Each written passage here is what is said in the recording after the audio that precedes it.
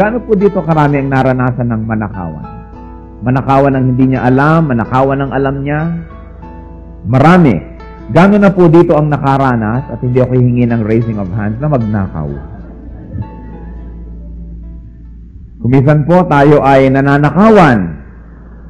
At yun daw pong isang dalagang nananakawan ng halik. Sabi daw ay, magnanakaw, magnanakaw, kailan ka babalik? Meron daw pong mga bagay na ninanakaw na kung minsan yung ninakawan ay nagko-cooperate at nagiging siyang party to the crime. At meron namang ninanakawan na talagang ayaw na ayaw niyang siya'y manakawan dahil labag na labag sa kanyang kagustuhan. Kung tayo pong magiging very serious about life at tatanungin natin ang sarili natin, have we ever been robbed? Marami sa atin magsasabi, yes. Have we ever robbed? Tayo ba'y nakapagnakaw na? Pag-aaralan po natin ngayong umaga. Ano ba ang mas madalas mangyari sa buhay natin? Tayo'y manakawan o magnakaw? Aming Diyos, katagpuin mo po ang aming pangangailangan spiritual sa umagang ito.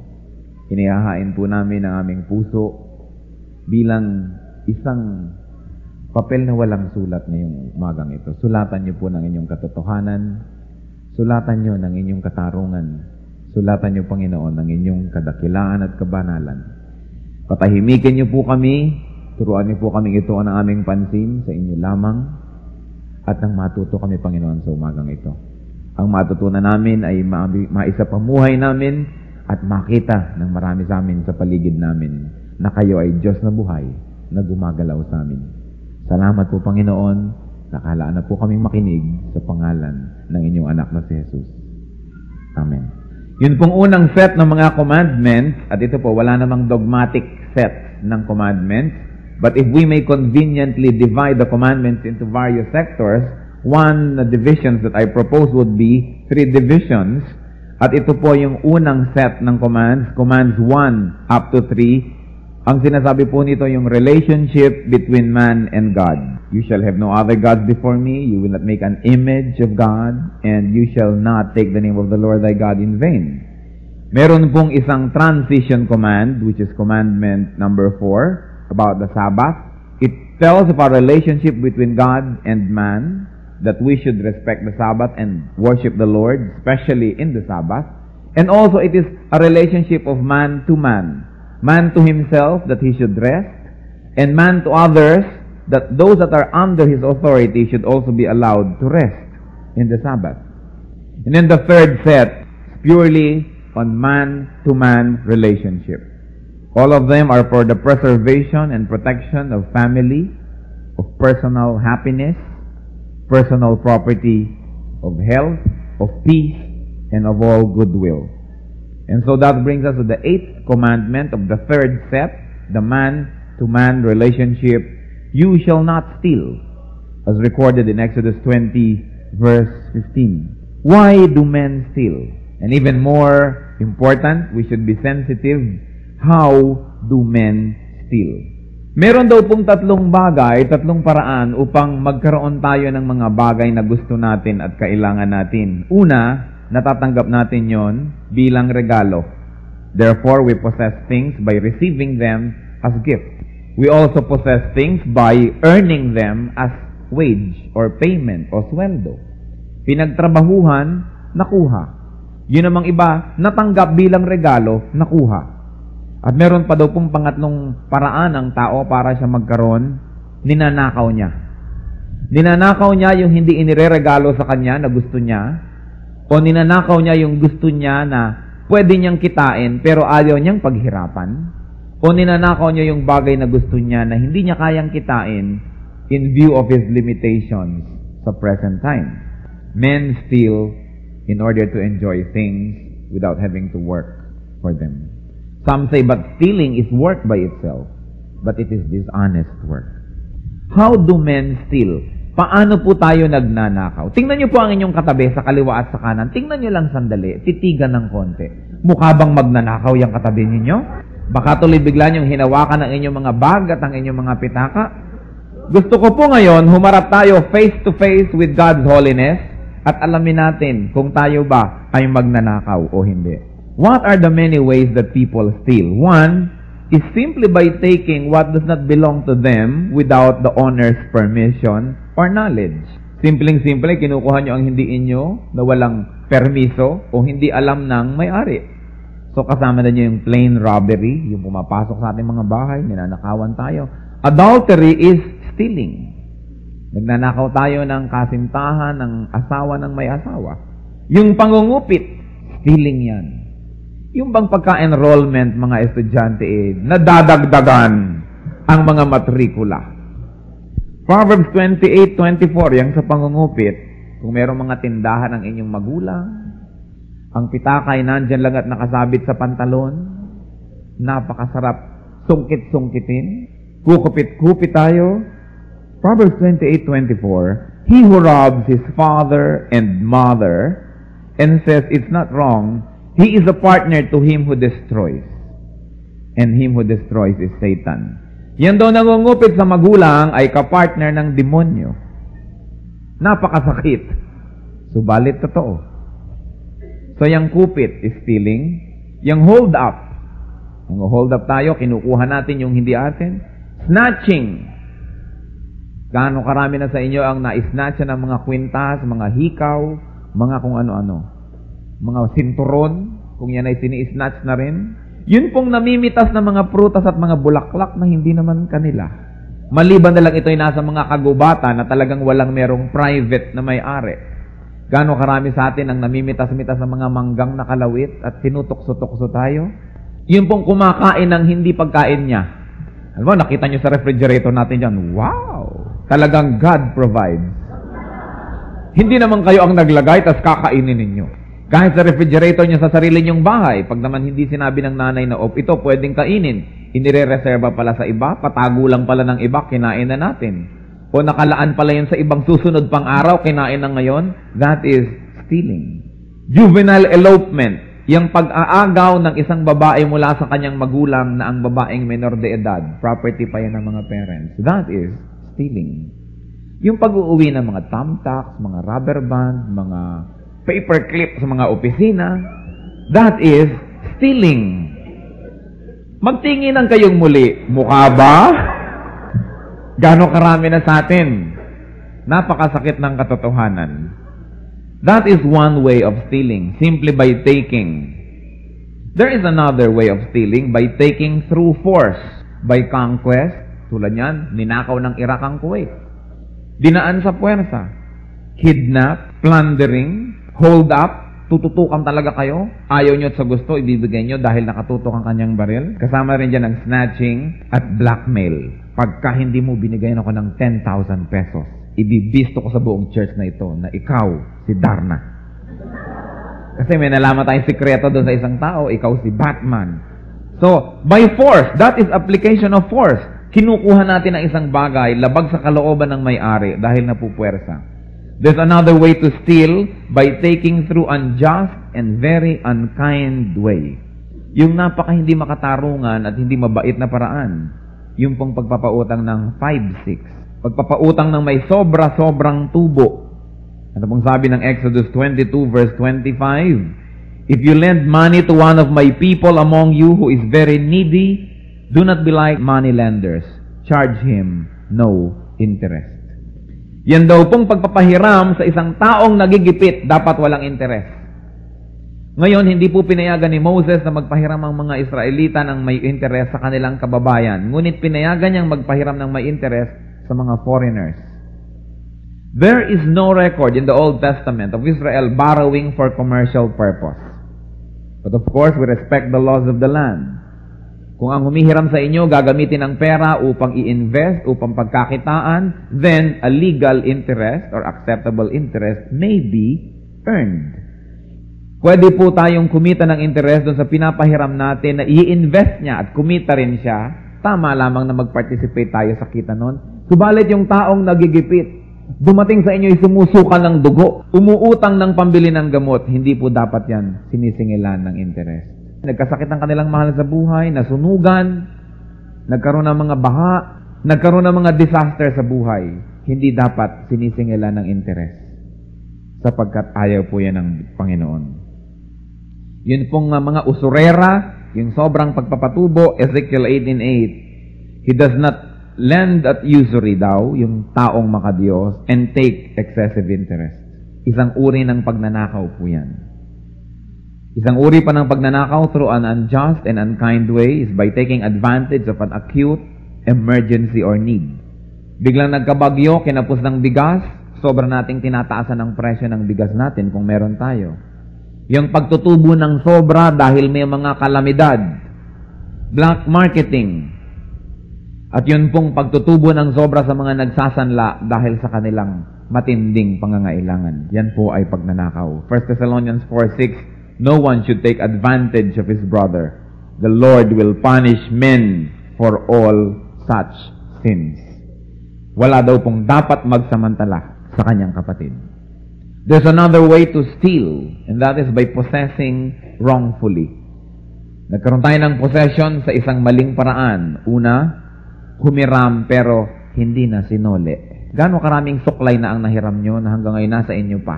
Gaano karaming cassette tapes ang nahiram ninyo hanggang ngayon nasa inyo pa? Gaano karaming mga maliliit na gamit, kutsilyo, ang hinihiram, hindi pa isinosole? Napaka-lungkot talagang isipin. Subalit yung bagay na hiram, pag matagal nang nasa atin, akala natin ay atin na at namimiss na rin natin. Borrowing without returning, that is things or money. Mayroong mga taong kay hilig-hilig mangutang, wala namang kahilig-hilig magbayad. That is stealing. O kaya po, keeping in the wrong way, finding something, and not looking for the owners, at sabi, finders, keepers. Kung talaga pong wala na tayong matrace na may-ari, nagawa na natin ang magagawa natin para natin maibigay sa may-ari, may sauli, yan po siguro wala na tayong guilt to keep. Ang maganda siguro, kung merong may mas needy pa sa atin, mas kapos, doon natin ibigay. Pero yung sa jeep pa lamang yung nakita mo agad, tinapakan mo na. Piso pa lang yun, ha? Eh, hindi na natin tanong, kanino ito? Di ba? Minsan maglalaglag ka pa ng panyo para pagdampot mo ay disimulado. May nakita kang kaprasong pitaka, paano ko kaya dadamputin ito? Mailaglag nga itong mga dala kong patola. At pagdampot, kasama na yung pitaka. That is stealing. Basta po kumuha tayo na hindi atin, stealing yun. As long as it can be returned to its rightful owner, it should be returned. Another form of stealing, very rampant ngayon po dito sa Metro Manila, squatting in a land that is not yours, and then claiming the land. Pag pinaalis ng gobyerno, magde-demonstration, magwawala, manghahabol ng itak. Ang atin po ay atin, ang hindi atin ay hindi atin. Kung tayo'y pinatira ng pamahalaan o ng may-ari for some time, salamat. Pag pinaalis tayo, di aalis tayo kung hindi atin. Ngayon, kung ipinamimigay naman talaga ng pamahalaan, there's a legal way of having it, di apply legally. But squatting and claiming any piece of land that is not yours, and against the legal laws of the land, is stealing. Abuse of office or trust. Yan po may mga posisyon sa gobyerno, sa mga kumpanya, inaabuso nila ang kanilang posisyon para kumita ng perang hindi naman dapat. That is stealing. There's another way to steal, and that is by appropriating beyond one's proper or correct share. Yung tinatawag na ibang pambihira naman to, napakasemay buhaya kung makipaghatian. Bakit ganito na lang ito? Naghati lamang ng bangus, kanya yung tiyan, akin ang likod. Kanya yung ulo, akin ang buntot. Nauna lang humati ng pinya, kanya na agad yung puno na madilaw, akin yung dulo na putla. Pag naghati ng itlog, nasa kanya yung pula, akin yung puti. Pag naghati ng mana, laging marami sa kanya, sa akin konti. Marami pong mga tao mahilig manglamang, at yan pong panglalamang is a form of stealing. Kumukuha tayo ng higit sa karapat-dapat na mapunta sa atin. Meron din po mga kapitalista, mga manager, capitalist and management of companies that profit from exploited labor. Ang tubo po ay dugo at pawis ng mga manggagawa. Sabi sa James 5 verses 4 to 5, Look, the wages you failed to pay the workmen who mowed your fields are crying out against you. The cries of the harvesters have reached the ears of the Lord Almighty. You have lived on earth in luxury and self-indulgence. you have fattened yourselves in a day of slaughter. Alam niyo po kung minsan, ang pinakamalalaking magnanakaw, yung mayayaman. Nagsasamantala sa manggagawa na namamasukan sa kanila. Iniipit ang mga dapat na privileges, mga sweldo ng kanilang manggagawa. Kung hindi po may-ari ang gumagawa nito, yung mga managers na sip-sip sa may-ari, na mabigyan lang ng may-ari ng increase o masabing very good, ay sisip-sipin niya ang dugo ng mga manggagawa. Nangyayari po yan. It is doubly wrong for a rich man to steal because he has no more need. Kung meron pong nagugutom, nagnakaw ng tinapay, masama, mali, pero maaari pa nating maunawaan. Pero yung busog na, nagnanakaw pa, hindi na po yan maaring maunawaan, maging ng anghel o ng demonyo. It is doubly wrong for a man to steal when he has no more need. Napakarami po ng mga nagnanakaw din, nagkakaroon sila, they appropriate a share of glory or honor or credit unjustly. Hindi naman sila ang gumawa ng project, pinagmumukhang sila ang gumawa. Ganyan ang mga eskwela. Ipagagawa ang term paper kung kani-kanino, sila ang tatanggap ng grade. Maraming mga tao, hindi naman sila ang naglinis. Maghapong naglilinis yung kapatid. Pag malapit nang dumating ang tatay, dadamputin ng walis, naglilinis-linisan. Ang impression, siya ang naglinis maghapon. We get glory that is not ours. Christian workers, pag hindi binantayan ng sarili, we get the glory that belongs to God. Sasabihin ng mga tao, napakagaling naman ng speaker na yan. Hindi sinabing napakagaling naman ng Diyos na kumikilo sa speaker na yan. Inaagaw natin ang glory. What is not ours, yung puri, yung pasalamat na hindi naman dapat mapunta sa atin, inaagaw natin. Magtitinginan pa ba tayo? Meron na bang aamin that there's a lot of robbery happening in our lives? Another form of stealing is hoarding. Yung nag-iimbak ng sobra-sobra sa sariling pangangailangan. Sabi sa Amos 3:10, they do not know how to do right, declares the Lord, who hoard in their fortresses. Yang sobra-sobrang mag-imbak para sa sarili. Sapagkat pag nag-imbak tayo ng marami, tulad ngayon, uso panic buying. Pag namili tayo ng namili, tumataas ang presyo. The higher the demand, the higher the price. Tataas ang presyo. Yung may pera lang ang makakapamili. Yung walang pera, hindi na makabili. And because you buy so much, kokonti ang natitira sa market, tumataas ang presyo. We bring money to the profiteers. We bring hoarding of goods into our houses and bring hunger to a lot more people who cannot afford to hoard. Ang pagkain, nilikha ng Diyos para sa lahat ng nagtatrabaho, para sa lahat ng honest.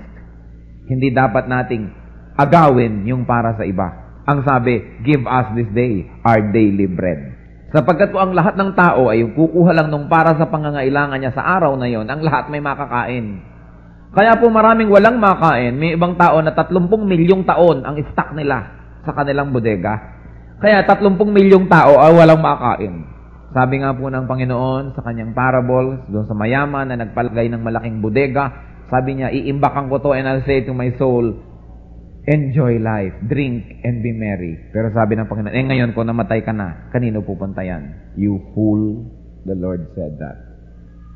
Meron pa pong isang paraan ng pagnanakaw aside from hoarding.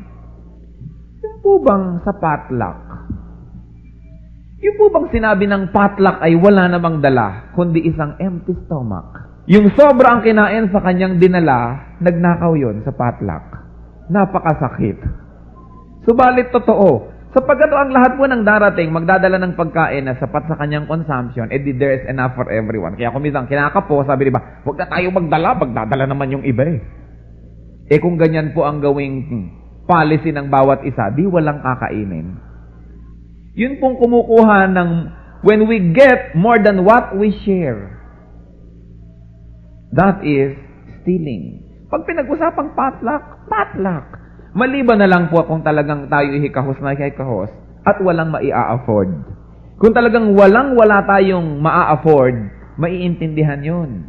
Pero yung meron pero tinatamad lang tayo, o kaya ay meron naman pero sana lang gusto nating makalamang, that is stealing. Meron pa pong isang misappropriating. Yung pong kumukuha ng higit sa kanyang share, yun pong kumukuha ng higit sa 90% ng kanyang income at na-enjoy niya beyond 90% because 10% belongs to God. Sabi sa Malakay 3 verses 8 to 12, will man rob God? Yet, you are robbing me. At gusto ko mga kapatid, siyasatin natin ating sarili, lalo yung mga nagsasabing mature Christians. Are you robbing God? But God said, and people say, how are we robbing thee? And the Lord answers, in your tithes and your offerings. You are cursed with a curse, for you are robbing me, the whole nation of you. Bring the full tithes into the storehouse, that there may be food in my house, and thereby put me to the test, says the Lord of hosts. If I will not open the windows of heaven for you, and pour down for you an overflowing blessing, I will rebuke the devourer for you, so that it will not destroy the fruits of your soil, and your vine in the field shall never fail to bear, says the Lord of hosts. Then all nations will call you blessed, for you will be a land of delight, says the Lord of hosts. Gaano po sa atin karami ang nagnanakaw sa Diyos when we enjoy more than 90% of what He gives us? Sapagat ang 10% ay Kanya. Pag nagtatites po tayo sa ating mga kita, sa ating mga sweldo, sa mga allowances, kahit mga regalong natatanggap natin, when we tithe, we are not giving to God. Kanya lang yun. When we offer and make offerings, that's when we start to give. And the Lord said, you are robbing me in your tithes and in your offerings. And so therefore, to tithe and not to make offerings is still to rob from God. So as to be sure that we don't rob from God, we must never keep more than 89%. At least there's 1% for offering. We cannot be very legalistic here, but God in His infinite wisdom has said so. Brother and sister, are you robbing God? Are you keeping more than 89% of what God gives you? Hindi po ako ang may sabi, hindi ang church na ito ang may sabi. Ang Panginoong Diyos sa Bible says, you rob me when you don't give me your tithes. Hindi na po tayo titingin ngayon sa ating mga katabi, tumingin tayo sa ating sarili, gaano karami sa atin ang magnanakaw. At alam niyo po, hindi natin yan nakawan ng kapwa-tao, ang Diyos. Can you imagine the gravity? Napakasakit pakinggan, pero masakit lang kung totoo. Will man rob God? Yet, the Lord said, you are robbing me. Meron pa pong paraan ng pagnanakaw by going through tricks and deception. Marami mga gimmick. Kasama na dyan mga illegal recruiters. Nandiyan na yung mga nagraraket. Kumisan na may mga ahas-ahas na sasayaw-sayaw, manonood naman kayo, magtitinda ng mga gamot, bilihan naman kayo. Yung pala gata lang ng nyug na nilagyan ng konting sebo de macho at ininom nyo naman. Maraming mga racket. Maraming mga racket. Isa pa po yung deceptive weights and measures. Sa mga nagtitinda, mga timbangan na bumibigat ang magaan at gumagaan ang mabigat, mga metro na umiiksi at humahaba sa pagsukat ng mga tela, mga kung ano-ano. Sabi po sa Proverbs 20 verse 10, differing weights and differing measures, the Lord hates them both. Yan daw pong mga maling takal, maling timbang, maling sukat, kinamumuhian ng Diyos. Nung araw po, pag may mga nagtitinda ng bigas, kagagaling magpalipad ng bigas, pagdating sa salop, maraming air spaces in between. Taktakan mo ng konti, bumababa yung bigas na ganon. Pandaraya. Kung minsan mamimili kayo ng tela, ginang-ganyan, pagkabilis-bilis na ginanyan, pagdating nyo kulang ng kung ilang dangkal. Kuminsan, kahit mga sophisticated factories, dinadaya ang timbang, bubuksan nyo yung delata ang laman, kakalahati. Napakarami pong mga ganyan. Deceptive weights and measures. The Lord hates them. Ano pa po ang tricks and deception? Mga daya sa sugal. Pag kumita tayo dahil sa daya, yan po ay gambling. At meron pa po, mga employer o mga management people ng mga kumpanya na kumikita, dumalaki ang tubo ng kumpanya dahil sa pandaraya sa empleyado. Sapagkat si empleyado hindi naman alam ang kanyang karapatan, hindi naman alam ang mga labor laws, pinaiikot-ikot ang suma total, konti pa rin ang kinita. Proverbs 22, verses 22 to 23. Do not exploit the poor because they are poor, and do not crush the needy in court. For the Lord will take up their case and will plunder those who plunder them. Yun daw pong nangungulimbat sa mahihirap, siya rin pangungulimbatan ng Panginoong Diyos. Ang Diyos ang gaganti. Company owners and managers, do you deprive the poor of what is theirs? Isaiah 10 verses 1 to 3, woe to those who make unjust laws, to those who issue oppressive decrees, to deprive the poor of their rights. What will you do on the day of reckoning? To whom will you run for help? Where will you have, and where will you have your riches?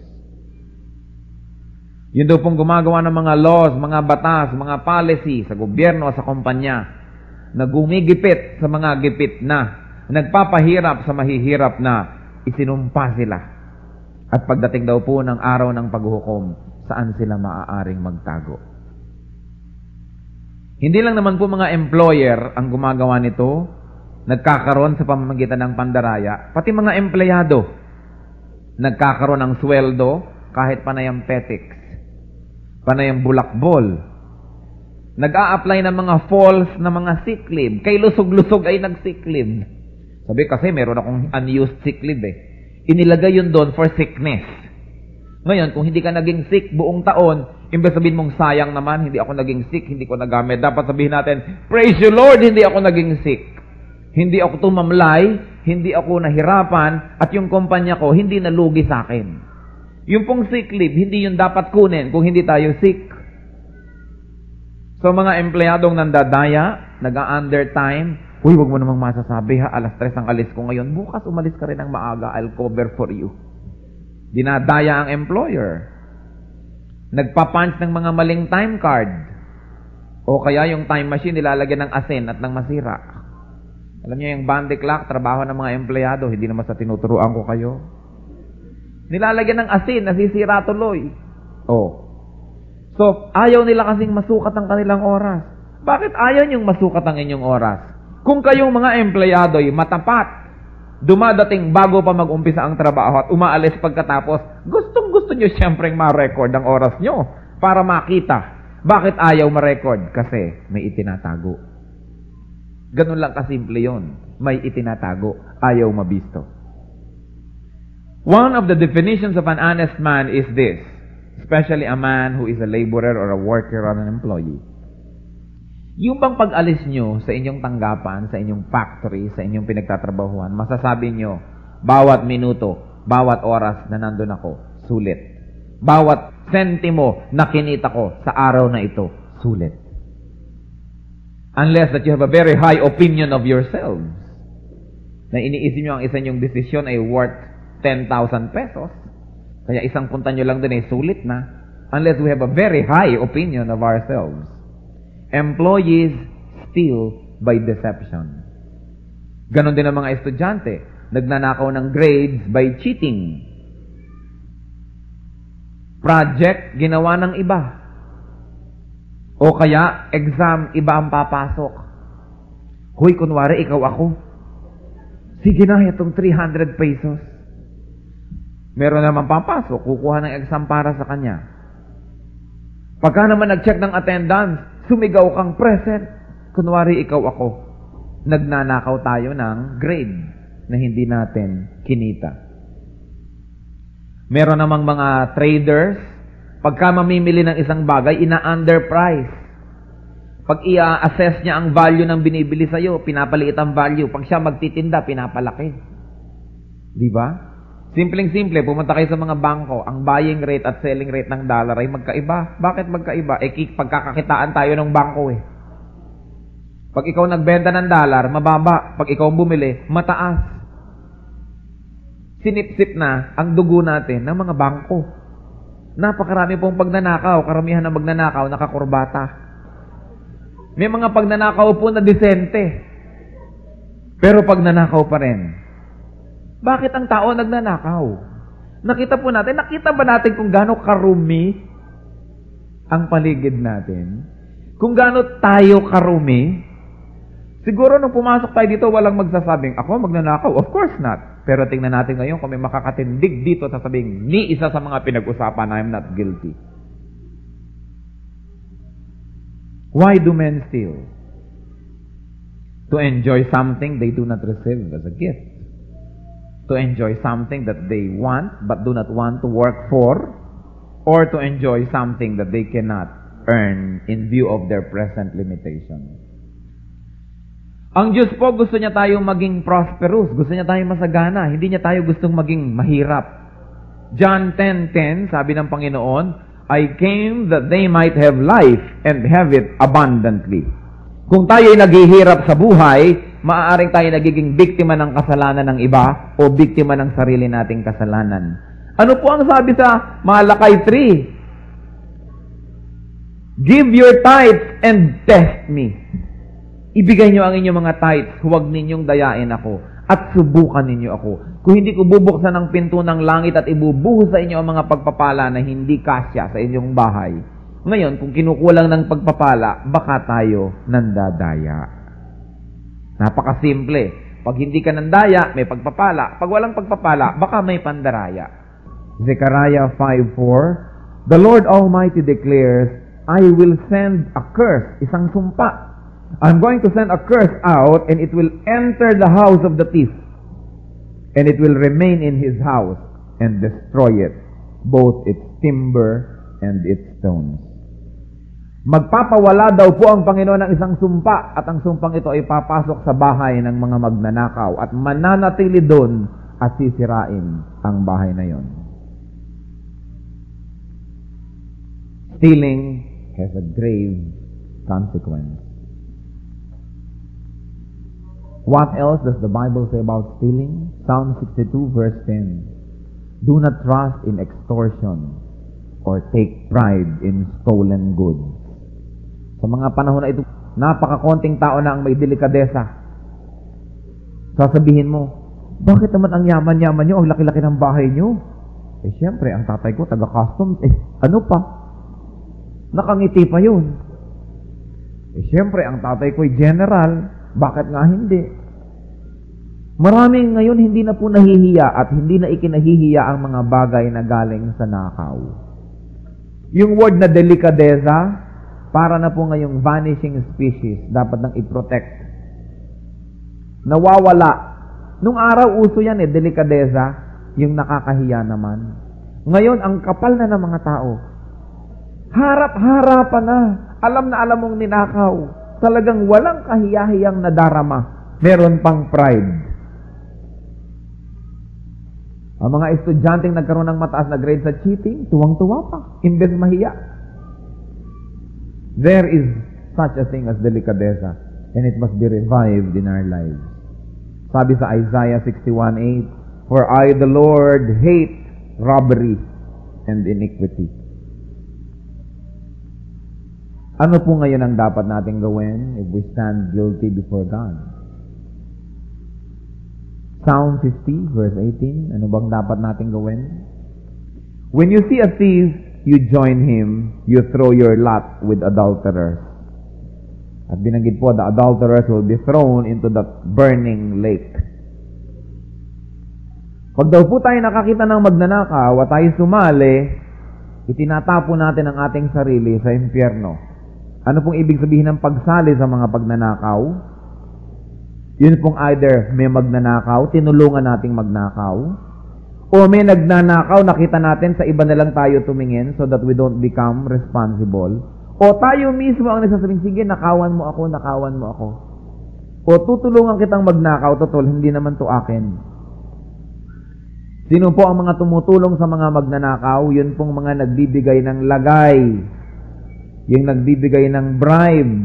Sapagkat yan ay pagnanakaw. Anything that you do not earn through honest labor or you did not receive as a gift from honesty is stolen.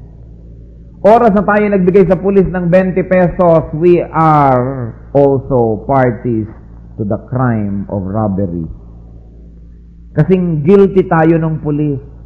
Sasabihin natin, yung pulis magnanakaw. Ikaw, sino ka? Ikaw ang nagpanakaw. Ikaw ang nagsabing, nakawan mo ako. Kasi pag abot ng lisensya, may 20 pesos na sa loob.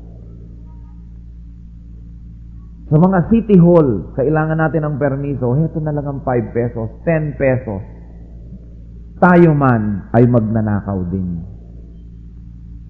Deuteronomy 16 verse 19, do not pervert justice or show partiality. Do not accept a bribe, for a bribe blinds the eyes of the wise and twists the words of the righteous. Ecclesiastes 7:7, a bribe corrupts the heart. It corrupts the receiver as much as it corrupts the giver. Kung kayo'y empleyado, tumatanggap ng lagay, stop this. At kung tayo naglalagay, stop this. Huwag lang tayong abalahin sa airport pag umuuwi galing sa ibang bansa, bigay na agad ng $1, ng 5 reals, at ng tuloy-tuloy na ang ating mga bagahe. We are equally guilty with those people na maliit ang ating pagtingin. Napakabilis po nating humusga sa kapwa. Nakakalimutan natin ang ating sarili. Do not bribe, do not accept a bribe. That is stealing. Ano po daw ang dapat gawin? Sabi sa Ephesians 4:28. Tayong lahat siguro guilty. Marami sigurong uuwi ngayon ay duguan, pasapasaan, sapagkat talagang bugbog sarado ang inabot natin. Tayong lahat. Ephesians 4:28. He who has been stealing must steal no more, but must work, doing something useful with his own hands, that he may have something to share with those in need. Yun daw nagnanakaw, tumigil na sa pagnanakaw at magtrabaho sa kanyang pamamagitan ng paggamit sa kanyang kamay para hindi lamang may makain, para may maibigay pa sa nangangailangan. Tayo po pala ay nagtatrabaho hindi lang para sa ating sarili, kundi para makapagbigay tayo sa nangangailangan at nang yung nangangailangan ay huwag matuksong magnakaw. Kung minsan sasabihin natin, napakaraming magnanakaw, napakasama nila. Ako, basta marami akong goods, to live and let live ako. Pero pag hindi po tayo nagse-share sa isang taong may matinding pangangailangan, it's as good as encouraging the person to steal. Guilty rin tayo. We all stand guilty before the eyes of the Lord. Ano pa po ang dapat gawin ng isang magnanakaw o dating nagnanakaw? Exodus 22 verse 1. If a man steals an ox or a sheep and slaughters it and sells it, it must be paid back 5 heads of cattle for a 1 ox and 4 sheep for the sheep. Pag daw po tayo nagnakaw, dapat nating ibalik 4 times. Kaya si Zacchaeus, kilala natin siya, pinag-aralan natin siya. So niya, Lord, if I defrauded anybody, I will return it 4-fold. 4 na beses. Alam po ni Zacchaeus ang batas. Ngayon sabi natin, teka, paano ba yan? Paano ko ibabalik lahat yan? Di lugi pa ako ngayon. We pay the consequences of our sins. Leviticus 6, verses 4-6. When he thus sins and becomes guilty, he must return what he has stolen or taken by extortion, or what was entrusted to him, or the lost property that he found. He must make restitution in full, add a 5th, or 20% of the value to it, and give it to the owner. So sa atin daw pong dinaya, napulot natin, itinago natin, alam natin kung sinong may-ari. Sa ating ninakaw, pag binalik natin, at least, dapat magbibigay tayo ng 20% interest. Sapagkat kung nasa kanya yun, nagamit na niya yun dapat Naabala na nga ang buhay niya, naperhuisyo na nga siya, dapat siyang bigyan ng interest. So, stop stealing and restitute, make up, cover up. Kung hindi po natin kaya yung sundin yung batas na isineset up within our limits and resources, ibigay natin ang ating kaya. We should restitute. Kaya po sabihin, yung cassette tape mo na hiniram ko 3 years ago, 3 na. Nadagdagan. Alam niyo po kung bakit gusto rin ng Diyos isoli natin? Para ihayag natin ang ating kasalanan. He who hides his sins will not be forgiven. Kailangan ko nagkasala ako sa iyo, sabihin ko, ipagtapat ko. It is a humbling experience. And exactly, that's what God wants. God wants us to be humble. Sabi, pride goes before destruction and a haughty spirit before a fall. Ang nagmamataas ay lulumpuhin, ilulugmok, dudurugin nang hindi na niya kayang makabangon pa. Bago tayo itulak ng Diyos at ihampas sa lupa, tayo na ang dumapa. It will be less damaging. And it will be more glorifying to God. Gaano po sa ating karami ngayon kaya magsasabing, sa pinag-aralan natin ngayon, hindi ako nagalusan ni kapraso sapagkat wala malang tumama. Meron po kaya. Men are thieves. Tayo po, mga magnanakaw. We must change our ways. Sabi sa 2 Chronicles 7 verse 14, if my people who are called by my name will humble themselves and pray and seek my face and turn from their wicked ways, then I will hear from heaven and will forgive their sin and will heal their land. Napakarami pong mga guilty of stealing. Sasabihin ng asawang nasa ibang bansa, bigyan mo ang nanay ko ng $100. Ang ibibigay, 100 pesos. O kaya, $100, dinaya pa ang biyanan sa conversion. Pagnanakaw. Meron magta-tithe nakabase sa net, hindi sa gross. Saan ba ibibase ang tithe? Sa net kaya o sa gross? E di kung net, wala nang natira. Sinabi ng 10%, e di gross, nag-tithe na, nandaya pa. May nagsabi, ito nga ibigay mo doon sa isang kapatid. Nung iniabot naman, eto para sa'yo. Sabi nung kapatid na ito, thank you. Sabi nung niya, you are welcome. Parang siya na ang nagbigay. Naagaw na niya yung glory. Napakarami pong paraan ng pandaraya. If my people who are called by my name will humble themselves and pray and seek my face and turn from their wicked ways, then I will hear from heaven and will forgive their sin and will heal their land.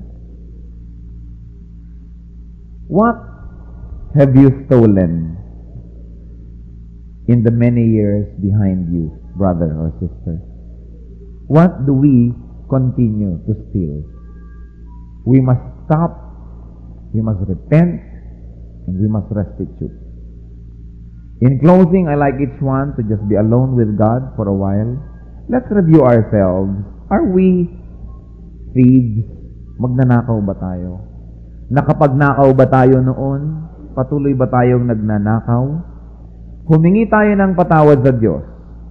At kung may tao tayong ninakawan, hingan natin siya ng tawad ngayon o sa ibang araw na darating sa lalong madaling panahon.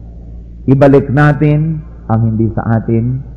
At kung kaya natin ngayon, bigyan natin ng kapupunan as God requires it. Let's be alone with God. Let Him examine our hearts. The holiness of God makes all of us transparent. Wala tayong kayang itago. Wala tayong kayang ilihim. We all stand guilty. Let's be alone with God.